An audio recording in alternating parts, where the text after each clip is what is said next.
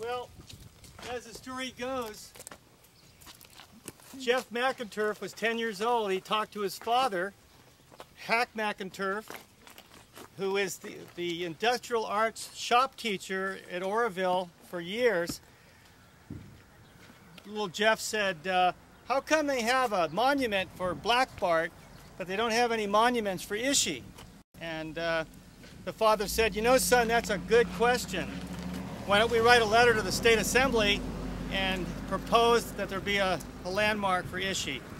And it was a beginning, and here's what the final conclusion is. It says, the last Yahi Indian for thousands of years, the Yahi, that's Ishi's tribe, Indians roamed the foothills between Mount Lassen and the Sacramento Valley. Settlements of this region by the white man brought death to the Yahi by gun, by disease, and by hunger. By the turn of the century, only a few remained. Ishi, the last known survivor of these people, was discovered at the site in 1911. His death in 1916 brought an end to the Stone Age California. And it is true that he's the last known survivor, but as more families step forward, he's the only Yahi formally studied by anthropology. It's romantic to say that he was the last. And he wasn't the last, but he was the last one that was remembered and recorded by non-Indians.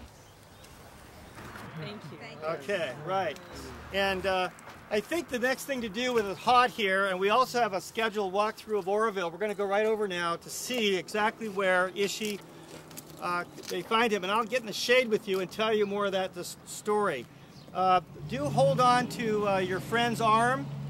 Don't want anyone to trip. It's a little, there'll be branches, and I haven't been in there a while. So here we go.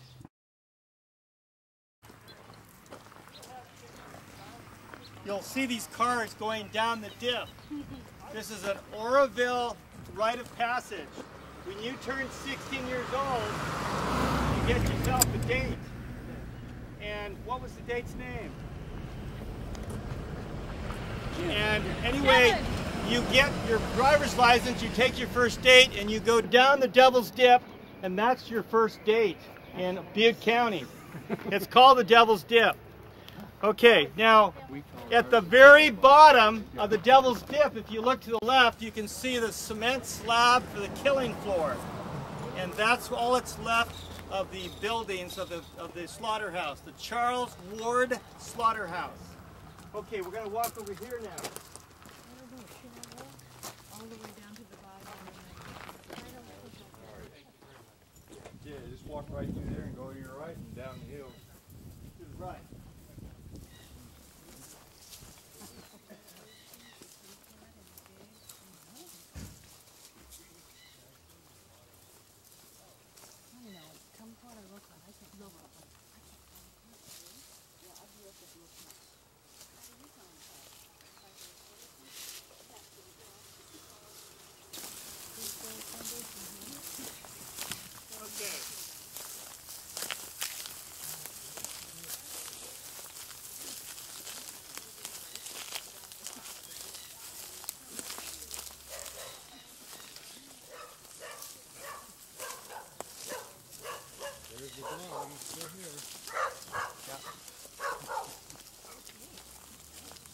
Squatting on his heels, hunkering, was an Indian that was dehydrated, he was tired, exhausted, not starving, not emaciated, but he was at a time when he chose to come in.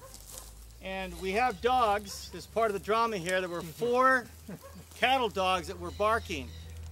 And the lad, the Hefner boy, is gone to get 2 horses on a halter for the meat wagon. And he's coming down along here, and all of a sudden the horse makes that sound of being nervous. You know what that is. And the dogs start barking. So he stops, and he looks down through the high fence. And the high fence would be right there if we took an ice pick and did some studies with, like in archaeology, we can probably find the post holes and the fence line. But he looks through the fence and he's got startled. He sees it looks like a Mexican hunkering right here. He says, "Ed, there's a man up here." He's talking about down there at the killing floor. You can see it there, upstairs, where the eucalyptus trees now occupy. He was in his long johns and his cowboy boots, and he was changing his clothes. And Ed Kessler says, "What'd you say, boy?" And again, Hepner said, "There's a man up here." "Okay, I'll be right down." So he comes down, he goes over to the corral, he picks up a hog gambrel. It's a piece of lethal metal, about 3 pounds, and you use it to hang a dead pig by the feet. And he comes railing over here and stopped for a minute because already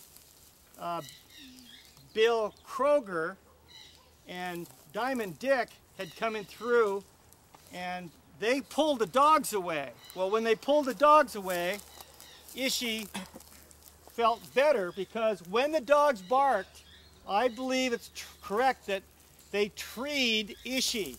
He goes up, right here there was a black oak tree, and he climbed up it, and here it is right here, this black oak tree. So it would have been like this on an angle that way. And once the dogs were pulled off, this exhausted Indian dropped down. And now he's hunkering on his heels. And that's when the teenager, Ed Kessler, 19 years old, comes in with a gambrel and is about to hit the Indian and pushes him over, sees he's an old man, probably a Mexican, and he feels bad that he's taken an old person and pushed him over. He drops the gambrel. He goes over behind the Mexican, he picks him up, and he swats him down. And then all 4 butchers have a talk. And they start speaking Spanish to him. He doesn't know what that is.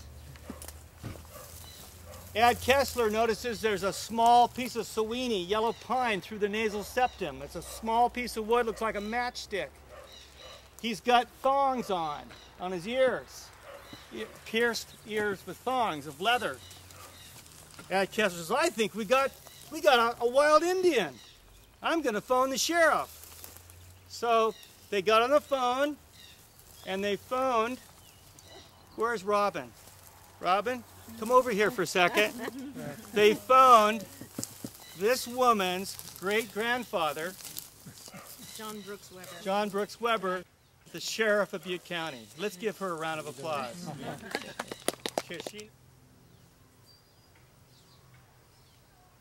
I consider the story of Ishi probably one of the most remarkable stories of the North American continent. And it's important that that legacy be taught because it's a portal, a window to all of Northern California history.